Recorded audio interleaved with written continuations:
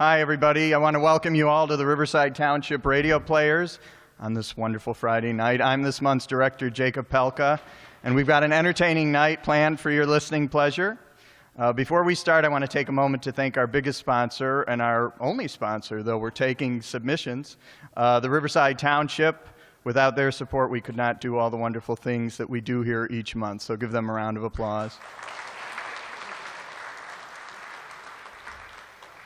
So now that that's out of the way, on to tonight's show. First up, The Fat Man, a popular detective drama from the 1940s and 50s.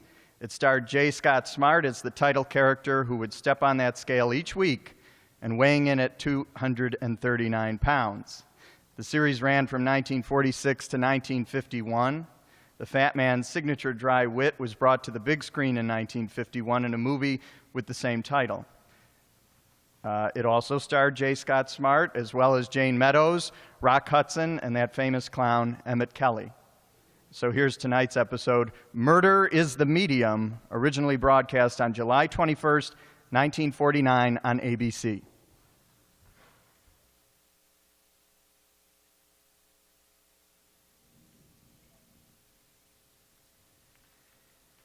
When your stomach's upset,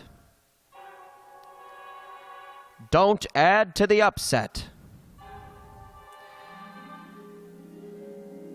Take soothing Pepto-Bismol and feel good again.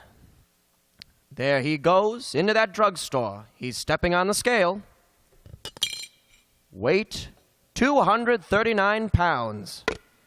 Fortune, danger.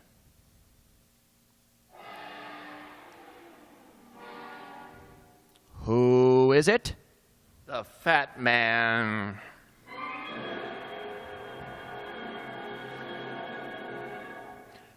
To most people, a zoo is a collection of four-footed animals. But there's one menagerie I know of where the inmates walk on 2 feet. In the first cage, for instance, you find the giant forger, whose specialty is writing other people's names. And in another iron cell, you can inspect the genus pickpocket, also known as a little dip, who sometimes proves that the hand is quicker than the eye. But the prize exhibit is a hopped-up character with a nervous twitch in his forefinger. He prowls alone when he looks for prey, and he's known for his taste for murder.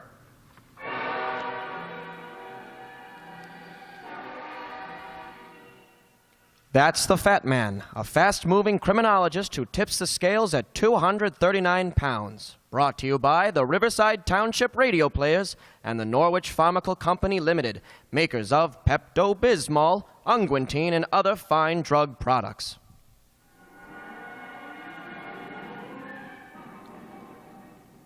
When you overeat or eat too fast, you're looking for trouble with your digestion. There's no better time to add to the upset. Instead, try a better way, a gentler way. Take soothing Pepto-Bismol. Yes, when you're bothered by heartburn, nervous indigestion, or other common digestive disturbances, Pepto-Bismol promptly helps to calm and quiet the upset.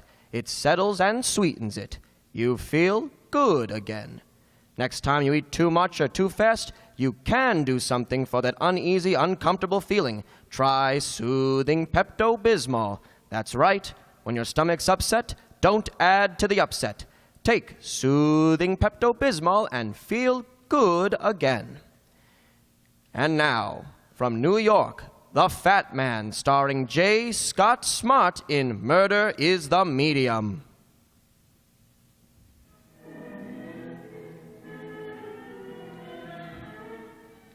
The Reynards, Oscar and Harriet, were a typical suburban pair, except that Oscar was 6 or 8 years younger than his over-upholstered spouse.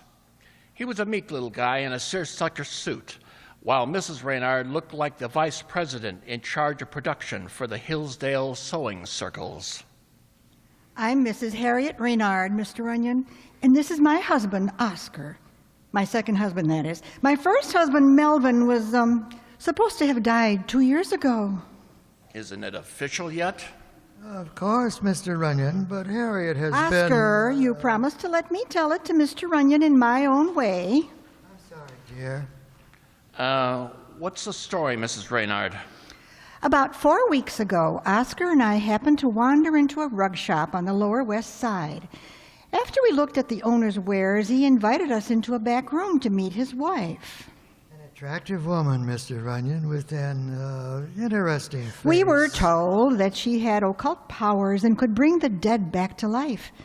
Then she asked us if we wanted to attend a manifestation. You mean a seance? She didn't call it a seance, but I suppose that's what it was.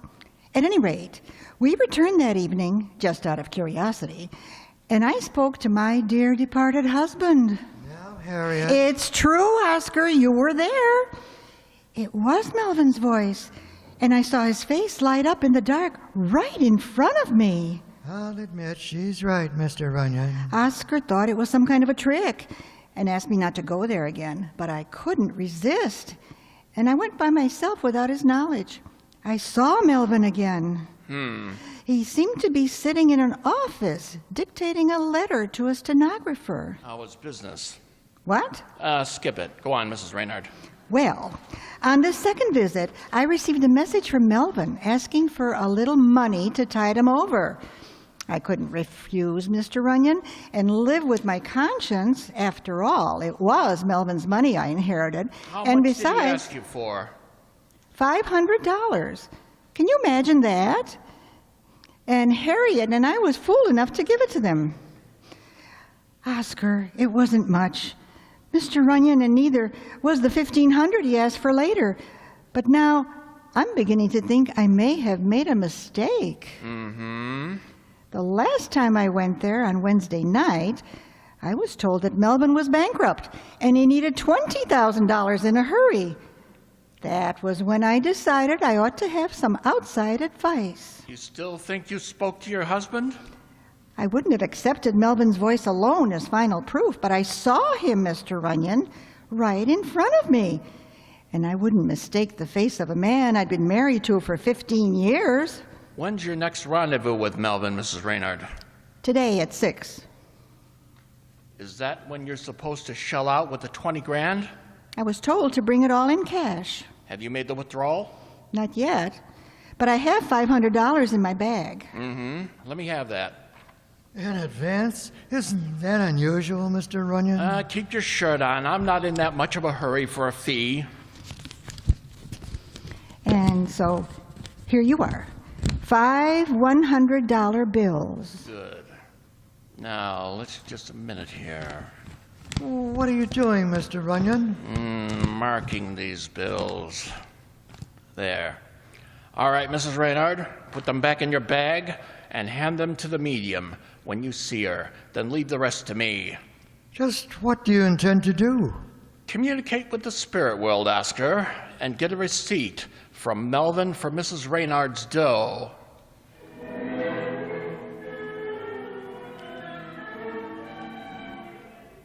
The rug shop was a murky little joint that reminded me of an Asiatic bazaar.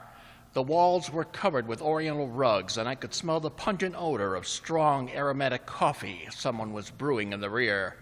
The proprietor was a thin little man whose accent I couldn't quite place, but I knew it wasn't far from the Persian Gulf. His manners were impeccable, and his smile was full of teeth, while he clasped his skinny hands in a gesture of greeting. It is my wish to serve you, sir. Oh, are you the owner? Mr. Puisan at your command. I'm shopping for rugs. Ah, we make a specialty here, sir, of rugs. You are perhaps familiar with Oriental rugs? In a sketchy way. Then permit me to make a few suggestions in my humble manner. The finest rugs, as you might know, come from Persia, and this is a perfect example. Feel its texture, sir. Just like a kitten. It is a Kassan, a notable weave. Observe the striking red foundation with its floral designs and exquisite lines. Yeah, it kind of reminds me a little of an Isfahan. Ah, an Isfahan. Then you do know something about weaving. The Isfahan is a rare treasure indeed. Creations of genius from the 16th century. but only a few choice specimens are now in existence, and they're worth a king's ransom. Yeah, you got quite a display here, Puisan. The very best. Must take quite a bit of lettuce to make a collection like this. Looks to me like it's worth a lot of dough. Oh, they are here on consignment only, my friend, and all I receive is a commission for the sale. But, you do not appear very interested. Oh, why don't you let me browse around for an hour or so? I'd like to take my time. I would be most happy to permit it, sir, but unfortunately, I must close the shop at 6. My wife is conducting a manifestation at that time. Oh, is your wife a medium? Well, she does not call herself a medium, but she communicates with the spirit world. That sounds interesting. Any chance of getting in? Is there some dear departed loved one you wish to contact? Oh, dozens of them. Puisan. Ah, Angela, my dear. My assistant, sir. How do you do? Your wife wants to see you. Oh, thank you, Angela. Excuse me for one moment, sir. Shirley. Who are you? The name is Runyon. What are you doing here? Shopping. You're not looking for rugs. You're looking for trouble. Well, buy that too, if necessary. Is this a raid? Not exactly. There's no law against conducting a meeting in this state. But there's a law against fraud, sweetheart, and it's still on the books. Pardon me, sir. Yeah? My wife has requested that you join us inside. Show the gentleman in, Angela. You'd better get out of here while the going's good. And miss a chance of communicating with the dead? Suit yourself. But look out you don't end up on their side.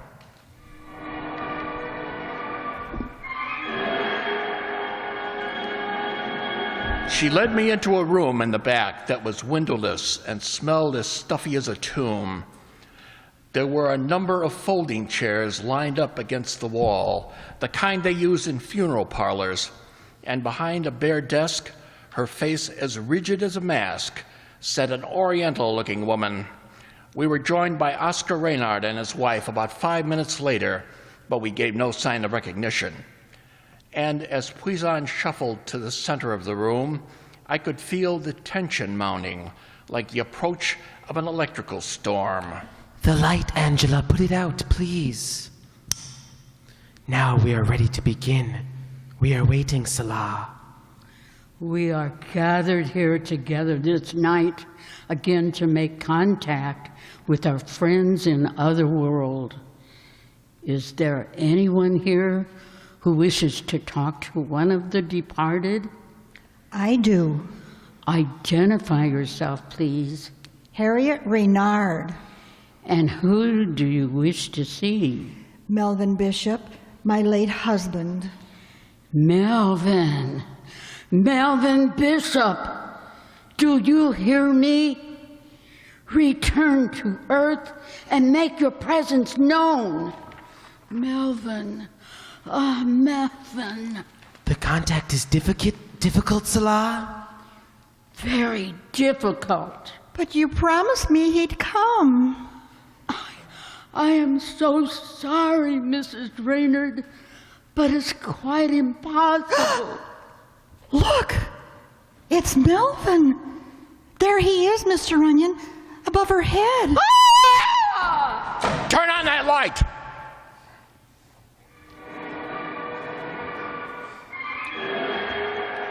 It happened so fast I didn't have a chance to make a move. The face of a man of 60 appeared behind the medium, hazily at first, then much clearer, like a solidifying smoke. The next thing I knew, someone brushed past me really quickly, and I heard the door open and close as I groped for the light, but Oscar beat me to it. And then, when the light went on, I saw him standing near the switch, while his wife had passed out completely in her chair. Harriet, she's fainted. She'll be all right. Looks as the thought of the rest of the party decided to call it a day. I saw him. It was Melvin. Now you know I was right. I'll show you what you saw, Mrs. Reynard. Come over to this wall. Oh, what is it, Mr. Runyon? Look. Why, there's a hole in the wall. Covered over with transparent paper. And there's a camera inside the hole, worked by remote control. A roll of movie film and a little ingenuity goes a long way as far as suckers are concerned. And as for his voice, Oh, it looks as though something new has been added. Move away from that desk, Oscar. It's the medium, Mr. Runyon. It's Salah on the floor behind the desk. With a 10-inch stiletto stuck in her back.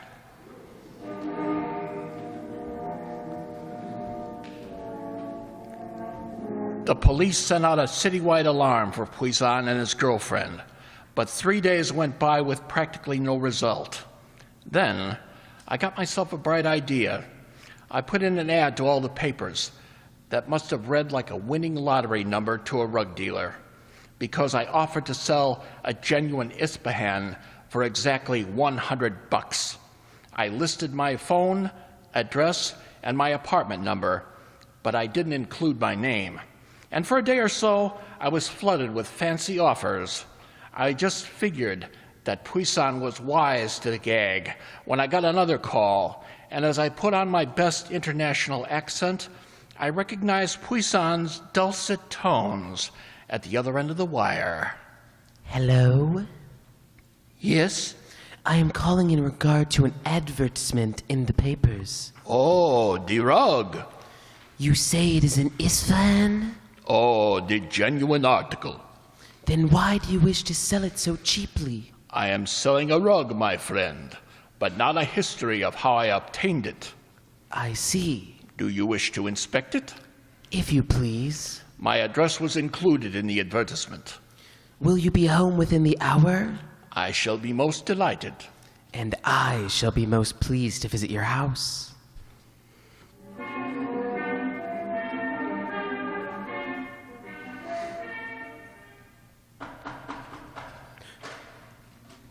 Mr. Runyon! Hello, Puisan. Come in. Make yourself at home. But the, name downstairs in the mailbox, it was Turkish. Don't tell anybody, but he's the guy who sells me my towels. It was a trick. And a pretty obvious one. I didn't think you were dumb enough to fall. Now just raise your hands above your shoulders, sweetheart, like a good little man. But I have no weapons, if that's what you are looking for. No extra stilettos to spare? You think I killed Salah? Oh, no, of course you didn't. She died of a heavy cold. But I didn't even know what had happened in that room until I read it in the papers. Mr. Runyon, I swear that is the truth. Then what was your hurry to scram out? And don't tell me you had a date with your dentist. I was pulled out. By one of Salah's ghosts? By Angela. Incidentally, where is she? Angela? Now, don't stall, Puisan. I'm way ahead of you. I don't know where she has gone. That sounds very convincing. Okay, try this one. How did you get a hold of that film of Melvin Bishop? What film? Oh, brother. Now we're really getting cagey. I know nothing about the film. Or a camera. And how about those old dictaphone discs you say you used? Don't tell me Melvin made those after he was buried. Oh, you are trying to confuse me. I don't know what you mean, Mr. Runyon. Okay, I'll explain it to you in a different way.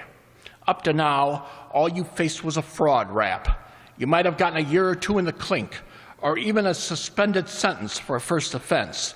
But homicide is a different story. But I didn't murder her, Mr. Runyon. What shall I do? Tell me how to save myself. I'm an innocent man. Where's Angela, Puisan? If I tell you where to find her, will I go free? Well, that all depends. But if you don't give me a lead, you haven't got a chance. Very well, Mr. Runyon. I will take you to Angela.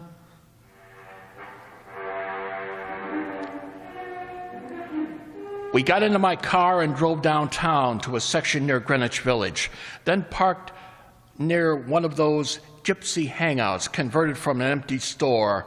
A phrenologist's skull was pictured in the window, along with a giant human hand, and inside it was a small table with a bottle of hooch in front of her, and it was Angela. Puisan? I see you double in brass, baby. How's the palm reading business? What do you want? I'd like to have my fortune told. Angela, Shut up. So this is what I get for being loyal to you, you double-crossing little stool pigeon. but he said it was murder, Angela, and he told me they'd give me the electric chair. I hope they do. I hope you sit there, Puisan, and fry. Maybe you'll be sitting on his lap, sweetheart. You got nothing on me. I didn't kill Salah. Why should I? Because you hated her. Why, you lying little... Temper, temper. How many times did you make a play for me behind her back? This is not true, Mr. Runyon. Oh, not much it isn't, you hypocritical little fake. No, I treated Angela as a daughter, and as far as my wife was concerned, I never knew until the other night that she was a fraud. You mean you attended those phony sessions and played it straight? I believed my wife had occult powers because I am a superstitious man. Whatever was done without my knowledge. This jerk was so dumb, his own wife didn't trust him. And I felt sorry for him. Like a dope, I tried to save his rotten hide, but from now on, he's on his own. He can worm his way out of this all by himself. You got a little warming of your own to settle and finish, sweetheart. Don't threaten me. You've got nothing on me but a misdemeanor. You don't say. All right, so I did figure out the moving picture stunt, so what? It was Salah who collected the dough, and it was Salah who also held out on me for my share. But I fixed her wagon. With a 10-inch knife. Oh, I didn't touch her. All I did was work the movie in the camera when she didn't expect it. I knew you were a private dick, and so did she. We were supposed to let this act go flat that night so you couldn't get any evidence. Too bad that room was dark. I would have loved to see her face when I flashed that picture on the wall. Where did you get a hold of it? Wouldn't you like to know? Believe me, sweetheart, I'm gonna know. You can take me into custody, and you can question me from now until the cows come home. You won't be able to hold me for murder, and you know it. How much you getting paid to keep your mouth shut? Plenty. A lot more than you can afford to pay to open it up. And there's no question about my getting the moolah this time, handsome, because this time I'm on the receiving end alone. Here's luck, you oversized flatfoot. All good for me and all bad.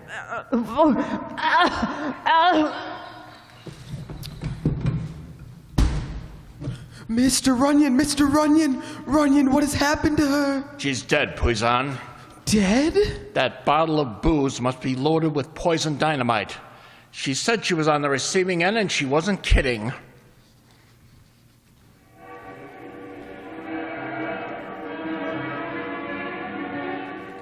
I put in a call to headquarters and left Puisan with the body. Then I hopped into my car and started for Mrs. Reynard's suburban home.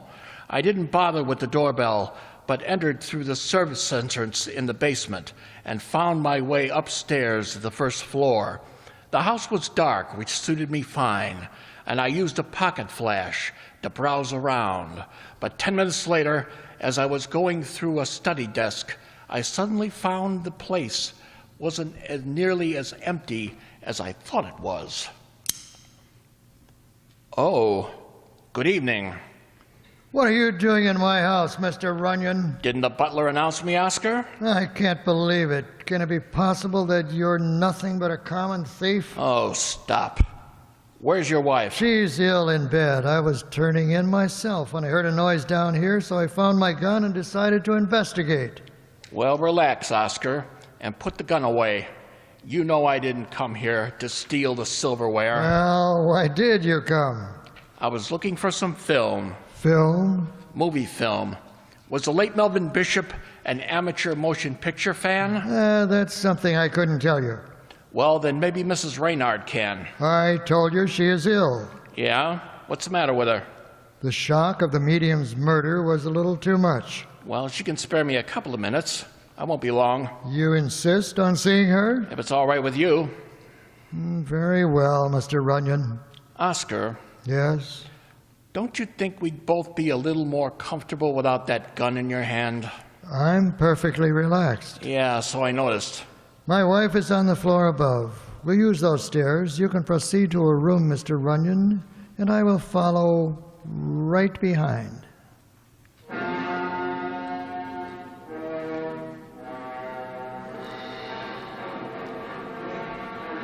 We slowly climbed the staircase to the upper floor, and Oscar nudged me into the room with the barrel of his gun.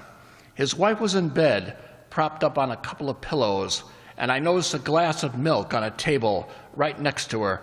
She looked a little startled when her husband and I walked in, particularly when she saw the gun in Oscar's hand and the unusual expression on his ordinarily timid face. Sorry to disturb you, Mrs. Reynard. I found Mr. Runyon in the study downstairs, prowling through the house.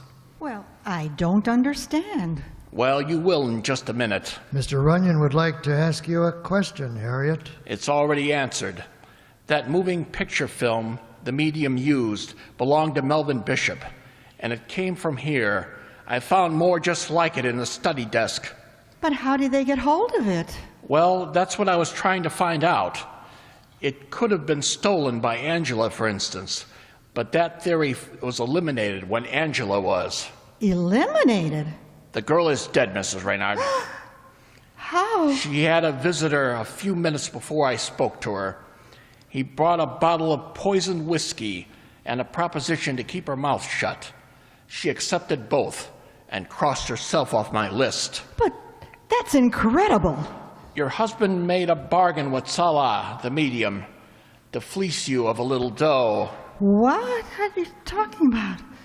He gave her the film and a couple of Melvin's old dictaphone discs. When Melvin asked you for the money, the voice was dubbed in. But it wasn't hard to do with a perfect model on a record. The man is mad, Harriet. Absolutely mad. On the night I went to Puisan's, Oscar got in touch with Salah. He told her a private detective was on his way and had to play it down. She was going to do just what he asked her to do when Angela decided to throw a monkey wrench in the works. Oscar thought Salah was crossing him, so he knocked her off. Don't you think you might... It's just as good as in the bag. You're the only logical nominee who happens to be left. Oscar, you settled that when you settled with Angela. Yes, I settled with her the way I intend to settle with you, Mr. Runyon. Only I'm not blackmailing you, Oscar. I'm putting you in a chair! Gotta stick to poison, Oscar. Oh, you killed him. The only thing that would kill this guy would be a dose of TDT. So, do you mind if I borrow the glass of milk, Mrs. Reynard? I imagine Oscar prepared it for you with his own little hands. Come on, snap out of it, sweetheart. Papa's got a little drink. Here, would you like to wet your whistle? No. Take it away. For heaven's sake, don't put that glass near my mouth. That's funny. I had a hunch about that one. What's in that glass, Mr. Runyon? A slight dose of poison, Mrs. Reynard. Poison? Probably enough to kill a horse. Someone must have given your husband a chemistry set for Christmas. All right, Oscar, on your feet. The next time you attend a seance, you'll be sitting on the important chair, and when they pull the switch, mister, you'll contact Melvin Bishop in person.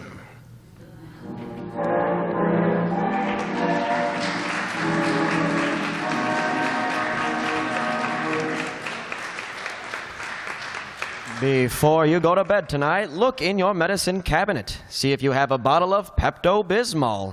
If you haven't, make a note to stop in at your druggist tomorrow morning. With Pepto-Bismol on hand, you're ready to help relieve the distress of acid indigestion, heartburn, and that uneasy, upset feeling that follows overeating. Anybody can take Pepto-Bismol anytime. Pepto-Bismol contains no sugar. If you haven't yet tried Pepto-Bismol, ask your druggist. So remember, when your stomach's upset, don't add to the upset. Take soothing Pepto-Bismol and feel good again.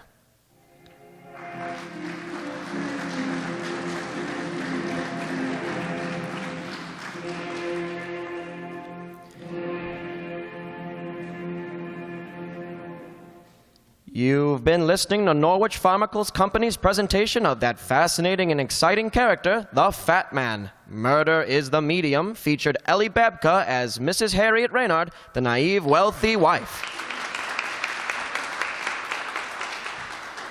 Herb Thompson as Mr. Oscar Reynard, the deceitful second husband.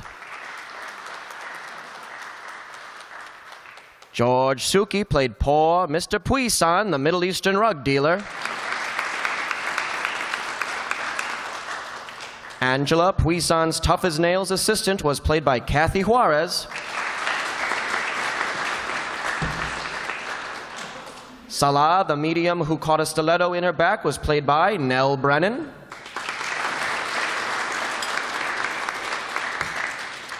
And finally, our dry, humid, tough guy, the Fat Man, was played by Tom Duggan.